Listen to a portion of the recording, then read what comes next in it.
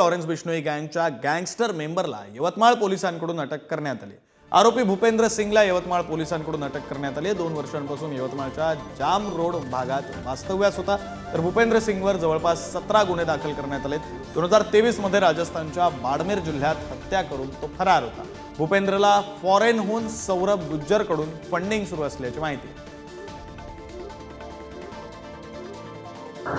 यवतमाळ येथे बिश्नोई गँगचा सदस्य भूपेंद्र सिंग याला यवतमाळ पोलिसांनी अटक केलेली आहे आणि याच्यावरती जवळपास 18 गुन्हे दाखल आहेत। राजस्थान आणि पंजाबमध्ये हे गुन्हे दाखल आहेत। या संदर्भात बोलण्यासाठी आपल्यासोबत यवतमाळचे जिल्हा पोलीस अधीक्षक कुमार चिंता साहेब आपल्यासोबत। सर, कशा प्रकारे ही कारवाई करण्यात आली आहे?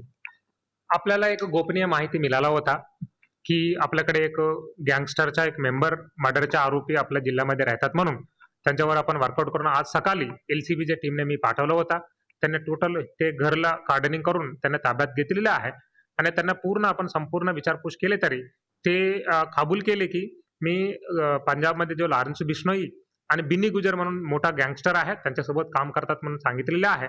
आणि त्याच्या व्यतिरिक्त त्यांच्या विरुद्ध टोटल 16 गुन्हे दाखल आहे। त्याच्यामध्ये 15 गुन्हे पंजाबमध्ये आहे, 1 गुन्हे राजस्थानमध्ये आहे।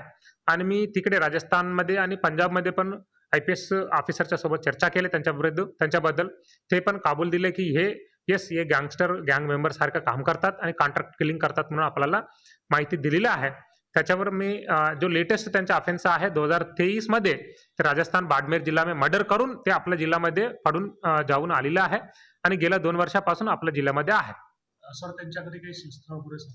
आता आपण त्यांच्या पूर्ण गरजेती करणार आहे आणि गरजेती केल्यानंतर त्यांच्या घरी काहीतरी भेटतात का आपण बघणार आहे आणि ते झाल्यानंतर आपण त्यांना राजस्थान पोलिसच्या ताब्यात देणार आहे।